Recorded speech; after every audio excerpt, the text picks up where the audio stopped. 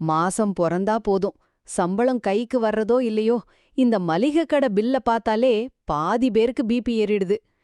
என்னப்பா, 4 பேர் இருக்கிற குடும்பத்துக்கு மாசம் 10,000 ரூபாய் மளிகை செலவாகுதா அப்படின்னு புலம்புறீங்களா? கவலைப்படாதீங்க. வழக்கமா எல்லாரும் சொல்ற பழைய டிப்ஸ்களை எல்லாம் ஒதுக்கி தள்ளிட்டு, உங்க மளிகை செலவ ஒரே மாசத்துல பாதியா குறைக்க போற 6 ரகசிய புதுமையான வழிமுறைகளை தான் இந்த வீடியோல பார்க்க போறோம். அதுக்கு முன்னாடி ஒரு சின்ன கேள்வி. உங்க வீட்ல மாசமானா மளிகைக்கு மட்டும் தோராயமா எவ்வளவு செலவாகுது?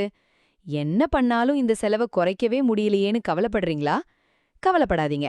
இந்த வீடியோவை முழுசா பார்த்தா உங்களுடைய மளிகை செலவை கட்டாயம் குறைக்க முடியும். முதல்ல உங்க வீட்டு மாதாந்திர மளிகை பில் தொகைய கீழே கமெண்ட்ல பதிவிட்டுட்டு அப்புறம் இந்த வீடியோவை பாருங்க. இப்போ நாம பார்க்க போறது சுரேஷ் சுதா குடும்பத்தை பத்தி தான்.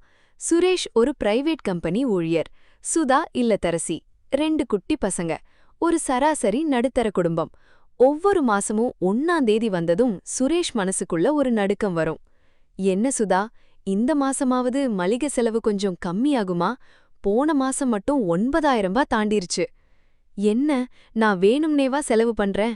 அரிசி, பருப்பு, காய்கறி விலையெல்லாம் ஆகாயத்துல பறக்குதுங்க. இது சுரேஷ் சுதா வீட்ல மட்டும் நடக்கிற சண்டை இல்ல, நம்ம பெரும்பாலோனோர் வீட்ல நடக்கிற கதை தான்.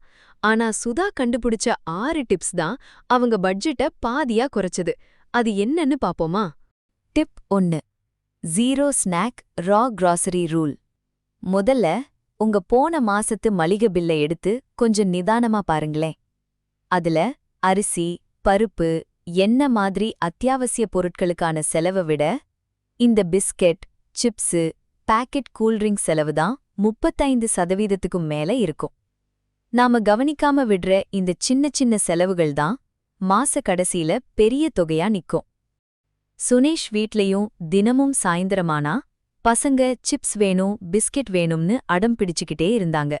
ஆனா சுதா யோசிச்சாங்க.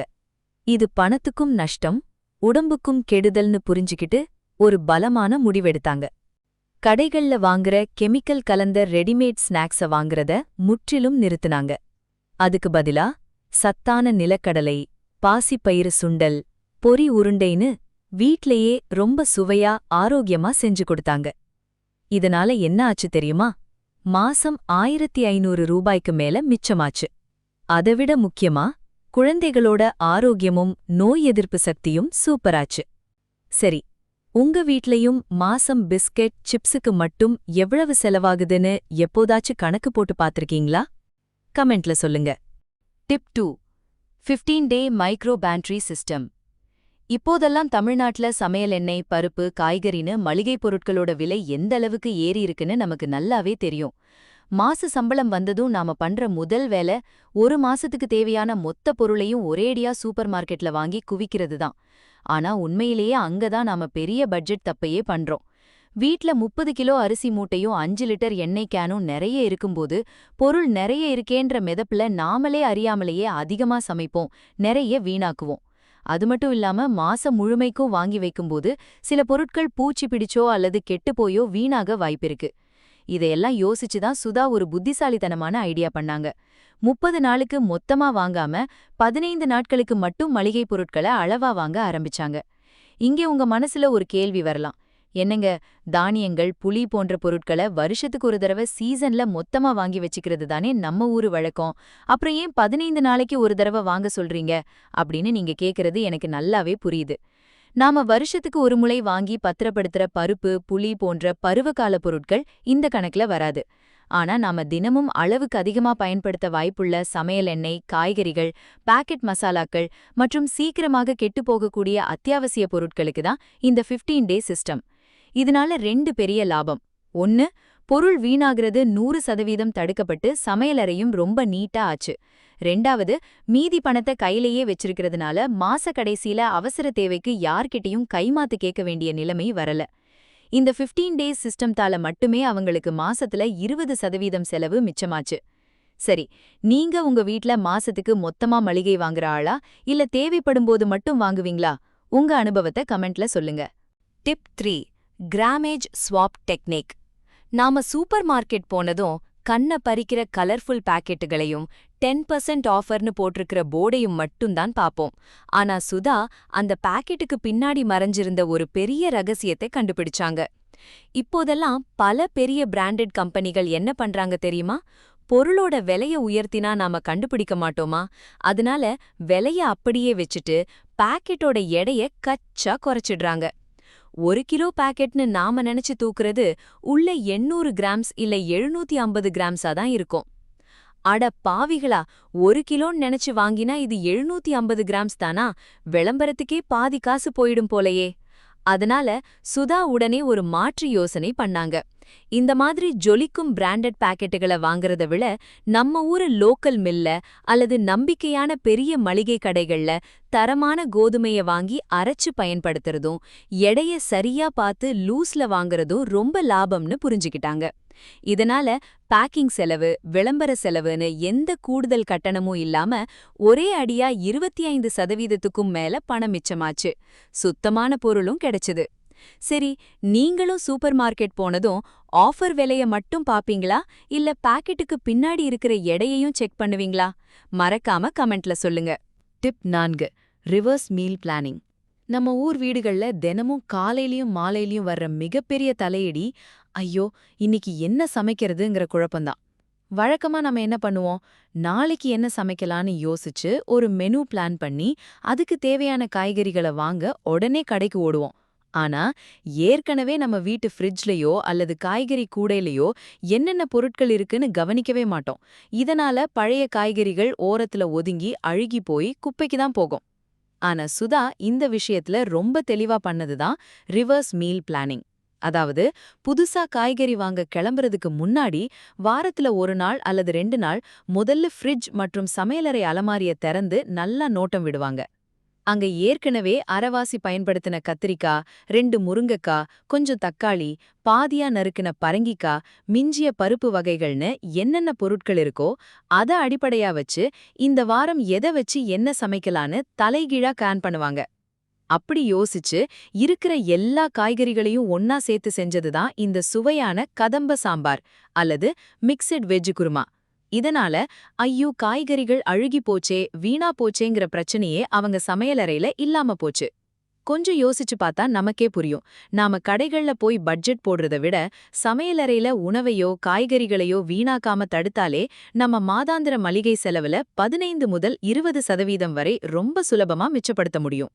சரி, உங்க வீட்டு ஃப்ரிட்ஜ்லயும் இந்த மாதிரி ஓரத்துல காஞ்சு போற காய்கறிகளை வச்சு என்னைக்காவது திகீர் ரெசிபி அல்லது கதம்ப சாம்பார் ட்ரை பண்ணிருக்கீங்களா? அப்படி நீங்க செஞ்ச வித்தியாசமான ரெசிபி என்னன்னு மறக்காம கமெண்ட்ல சொல்லுங்க. உங்க வீட்லயும் இன்னைக்கு என்ன சமைக்கிறதுங்கிற குழப்பத்துல பழைய காய்கறிய மறந்து புதுசா வாங்க ஓடுற பழக்கம் இருக்கா? இனிமே இந்த ரிவர்ஸ் மீல் பிளானிங்க ட்ரை பண்ணி பார்த்துட்டு உங்க அனுபவத்தை கமெண்ட்ல பகிர்வீங்களா? டிப் 5. Leftover magic. மீதமான உணவை புதுப்பித்தல். நம்ம வீடுகள்ல தினமும் சமைக்கும்போது 2 சப்பாத்தியோ கொஞ்சமா குருமாவோ இல்ல 2 கரண்டி சாதமோ மீதமாகிறது ரொம்பவே சாதாரண ஒரு விஷயம்தான்.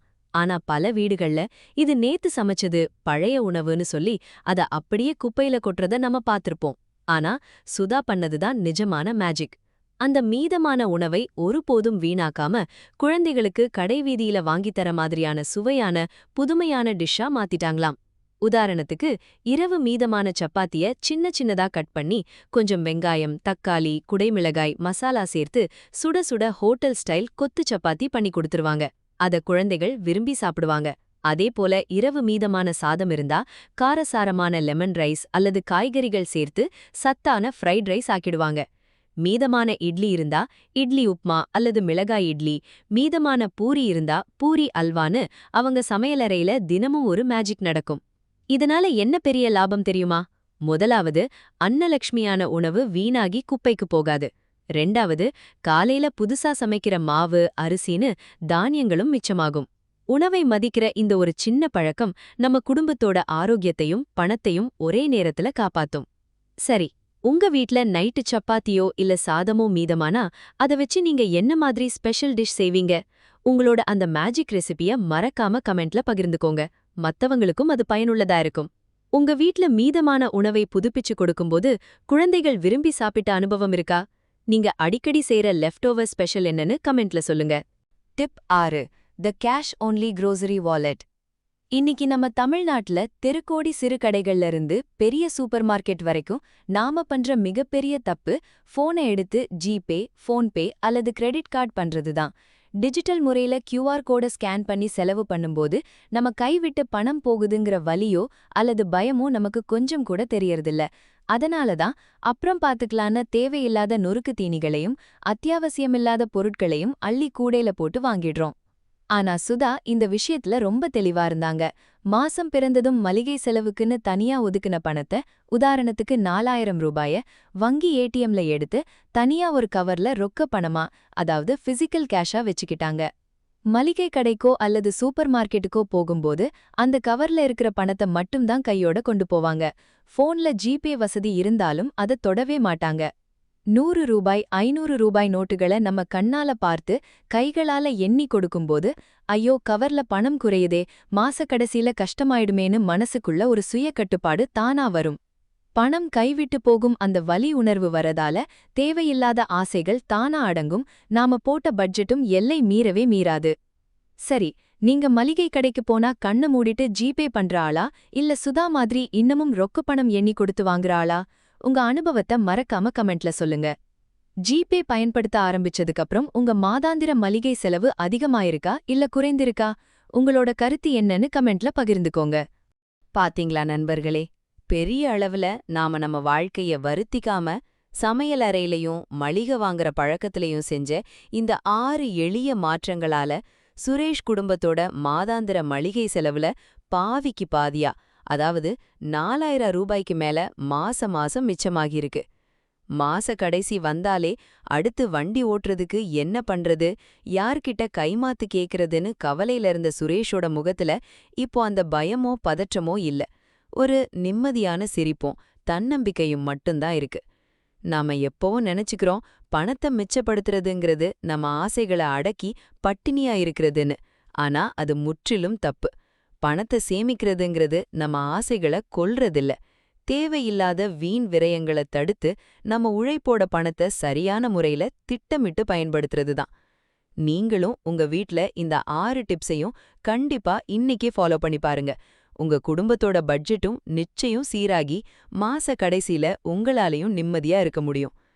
சரி, நாம இன்னைக்கு பார்த்த இந்த 6 ஸ்மார்ட் டிப்ஸ்ல zero snack rule, 15-day micro pantry system, reverse meal planning, leftover magic, cash only grocery wallet, இதுல எந்த டிப் உங்களுக்கு ரொம்ப புதுசாவும் உடனே உங்க வீட்ல ட்ரை பண்ணி பார்க்கணும்னு தோணுச்சு? அல்லது ஏற்கனவே இதுல எதையாவது உங்க வீட்ல ஃபாலோ பண்ணிட்டு இருக்கீங்களா? உங்க அனுபவத்தையும் கருத்துக்களையும் மறக்காம கீழே கமெண்ட்ல சொல்லுங்க. உங்க கமெண்ட்ஸ் மத்த குடும்பங்களுக்கும் ஒரு பெரிய விழிப்புணர்வா இருக்கும். இந்த வீடியோ உங்களுக்கும் உங்க குடும்பத்தினருக்கும் நண்பர்களுக்கும் கண்டிப்பா பயனுள்ளதா இருக்கும்னு நினைச்சீங்கன்னா மறக்காம லைக் பண்ணுங்க. உங்க ஃப்ரெண்ட்ஸ் மற்றும் வாட்ஸ்அப் குரூப்புகளுக்கு ஷேர் பண்ணுங்க. தொடர்ந்து இந்த மாதிரி குடும்ப வரவு செலவு, சிறப்பான சேமிப்பு முறைகள் மற்றும் ஸ்மார்ட் நிதி மேலாண்மை தகவல்களுக்கு நம்ம சேனலுக்கு சப்ஸ்கிரைப் பண்ணி பக்கத்துல இருக்கிற அந்த பெல் ஐக்கனையும் ஆல்னு கிளிக் பண்ணிடுங்க. நன்றி, வணக்கம்.